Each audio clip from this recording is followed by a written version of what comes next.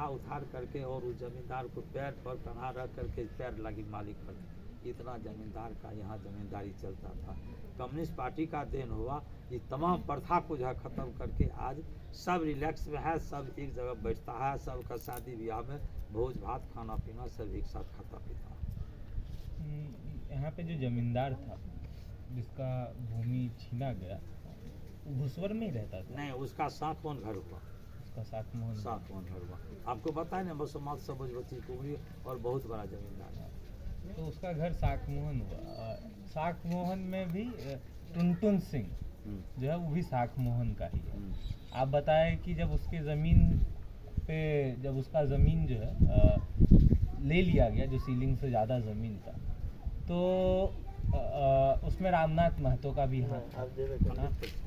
तो क्या ऐसा भी था कि जो ज़मींदार है और उसका और टुनटुन सिंह का कोई रिश्ता रहा था आपस में? यही बात हम आपको बताए नहीं सर। वह जो समूह में हमसे जो है वह नहीं लड़ने में सका, तो समूह में लड़ नहीं सका, तो टुनटुन सिंह तो उसी पंचायत का था। और रामनाथ जी उस समय हमारे जिला मंत्री थे।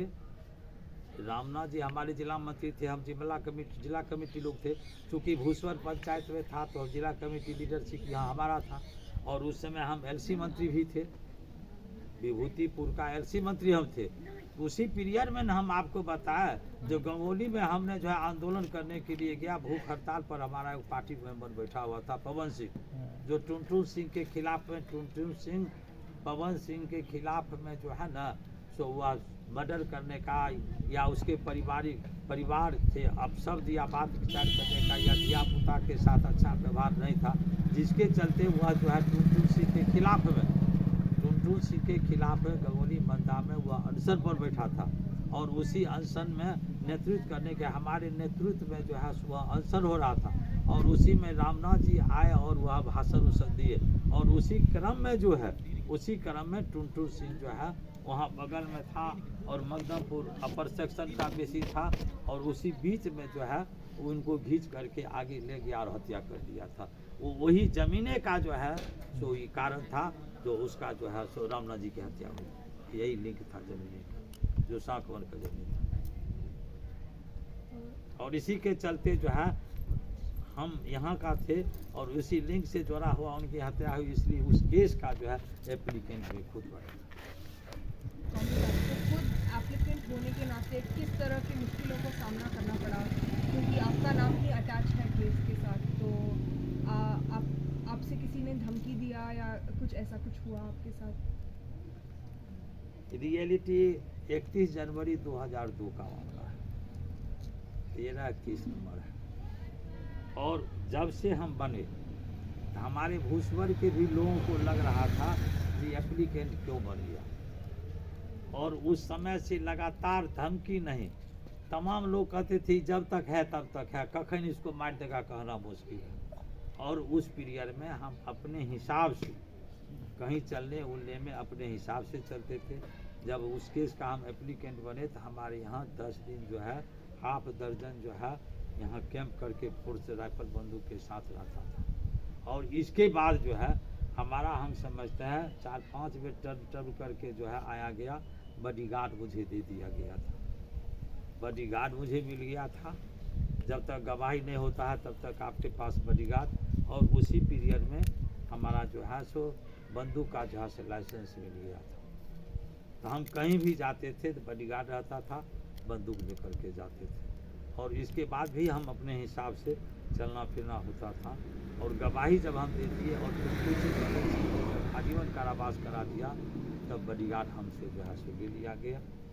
और इसके बाद फिर जो है जो लोग हाजिर हुआ था तो उसमें जो है डब्लू रजक हुआ, उदय झा हुआ और अजय सिंह हुआ। ये 3 गो को फिर आजीवन कारावास कराए, तो 3-2-5 आजीवन कारावास में है। और 5 अभी गवाही जो दी है उसका अभी डिसीजन नहीं हुआ, डिसीजन होगा। खतरा, और इस खतरा के बावजूद देखा हम हत्या नहीं कर सके। और गवाही पर जब हम चले गए, फिर तमाम गवाह दे, मुद्दे का गवाही हमको 3 दिन 8 दिन पर जो है गवाही में बुलाता था। और सुबह और शाम 2-2 घंटा जो है सुबह में हम कोई केस तो उस दिन नहीं देखता था। जिस दिन हम गवाही देने के लिए जाते थे कोई केस नहीं देखता था। सुबह 2 घंटा पसीना चलाता था, इतना पूछताछ करता था, कहीं से कहीं, कहीं से कहीं पूछ देता था। और फिर जो है टिफिन के बाद फिर नाश्ता वास्ता करते थे, तो फिर गवाही। और 8 दिन पर यानी 8 तारीख 24 दिन तक 8 दिन पर मुझे गवाही जो है लिया। और इसके बाद जो है सो उसका आजीवन कारावास हुआ। और उस गवाही में जब मेरा गवाही का नाम आया तो बगल में किराए बाबू बिदन बाबू का जमीन पड़ता है जो सांखे मान का है। उस पीरियड में वह जो है अपने लोगों को लगवा करके कहवाया कि 2 बीघा जमीन हम उनके नाम से लिख देते हैं, लेकिन वो गवाही नहीं देते।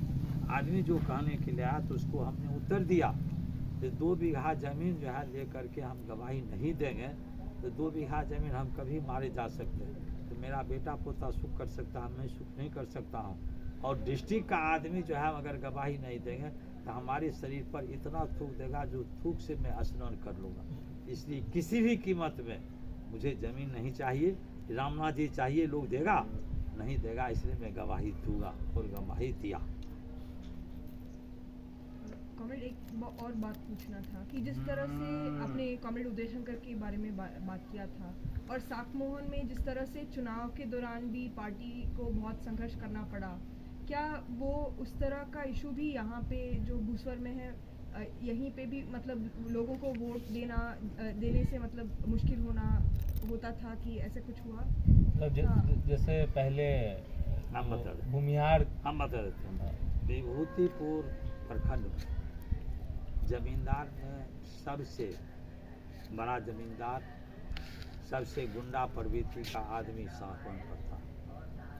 और उसके बाद महथी पड़ता है। महथी के बाद जो है समर्था पड़ता है। और समर्था का बाद जो आप गगोली से आए उसे लगले पश्चिम राघोपुर पड़ता है। ये 4 जगह जो है तो जमींदार गुंडा प्रवृत्ति का और मनबहू प्रवृत्ति का देश है। और जहाँ यहाँ हम रह रहे हैं तो कास्ट के हिसाब से है, कास्ट के हिसाब से है, लेकिन वह हमसे आगे बढ़ करके कुछ नहीं कर सकता है, इतना यहाँ संगठन है। और इसलिए अभी भी चुनाव होता है, चाहे मुखिया का चुनाव हो या एमएलए एमपी का चुनाव हो, तो हमारे बूथ से यहाँ से लोग कोई नहीं हारता है। और अभी तक किसी भी परिस्थिति में जो है से यहाँ से कोई हारा नहीं है। इस परिस्थिति में भी जो है हमारी भूस्वर पंचायत से 550 वोट से हम जीत दिलाए हैं। और ये रिकॉर्ड है, यहाँ कभी लोग हारता ही नहीं।